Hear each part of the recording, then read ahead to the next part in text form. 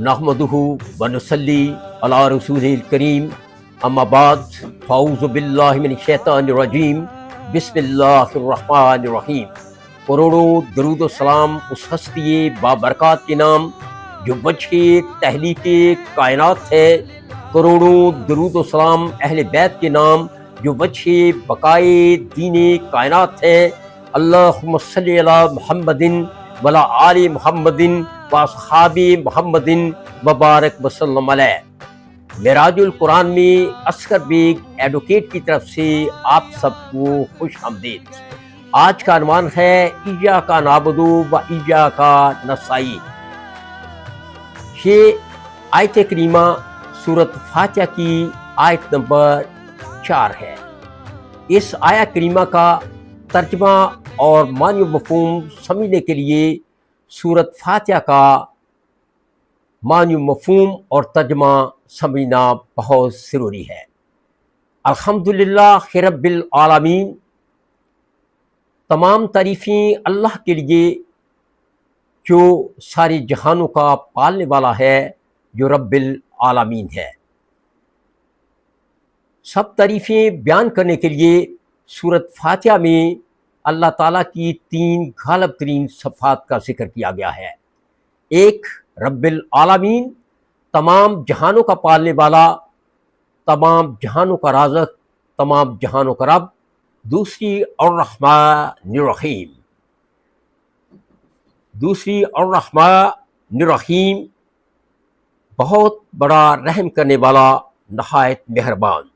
اور تیسری مالک یوم الدین، روز جزا کا مالک، حساب کتاب کی دن کا مالک۔ ایاک نعبد و ایاک نستعین، سورۃ فاتحہ کی آیت نمبر 4 کا ترجمہ مختلف مفسرین نے مختلف انداز سے کیا ہے۔ جناب امام رضا خان بریلوی نے اس آیت کا ترجمہ کچھ اس طرح کیا ہے: ہم تیری ہی عبادت کریں اور تجھ ہی سے مدد چاہیں۔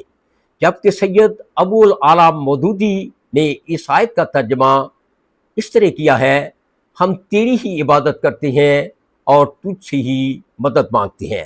اسی طرح جناب فتح محمد خان جلندری نے اس آیت کا ترجمہ اس طرح کیا ہے: ہم تیری ہی عبادت کرتے ہیں اور تجھ ہی سے مدد چاہتے ہیں۔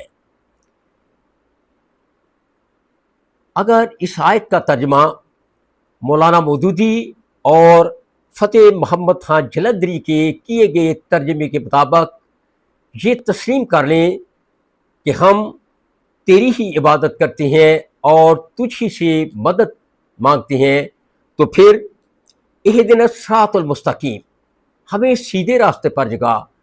تو جو اللہ کی عبادت کرتے ہیں اور اسی سے مدد چاہتے ہیں، وہ تو پہلے ہی سیدھے راستے پر ہیں۔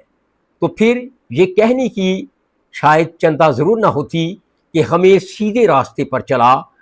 تو اگر اس آیت کو دیکھا جائے کہ اہدنا الصراط المستقیم، ہمیں سیدھے راستے پر چلا، تو یہ ترجمہ زیادہ بہتر اور مناسب رہے گا کہ ہم تیری ہی عبادت کریں اور تجھ سے ہی مدد چاہیں، کیونکہ جو عبادت کرنا چاہے گا ایک اللہ کی اور اسی سے مدد لینا چاہے گا، تو وہی کہے گا کہ ہمیں سیدھے راستے پر چلا۔ تو کون سا راستہ؟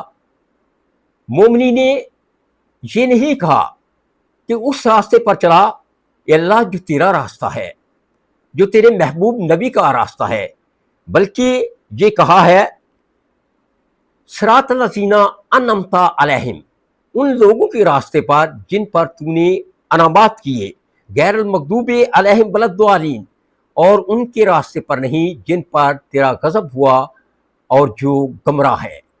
تو ان لوگوں کے راستے پر جن پر تیرے انعامات ہوئے، تو وہ کون لوگ ہیں جن پر اللہ کے انعامات ہوئے؟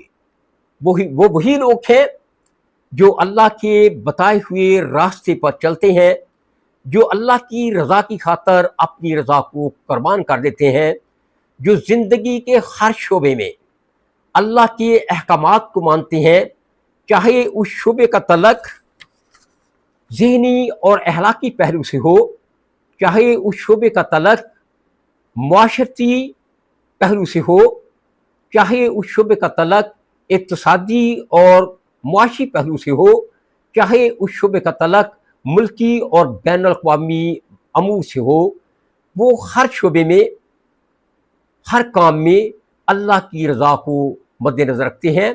وہ اللہ کی رضا کی خاطر اپنی رضا قربان کر دیتے ہیں.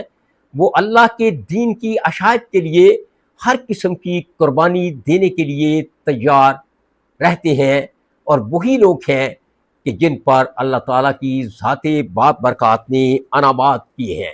وہی لوگ ہیں جن کے لیے اللہ نے جنت کے انعامات مقرر کیے ہیں. وہی لوگ ہیں جو باغ عدن میں رہیں گے.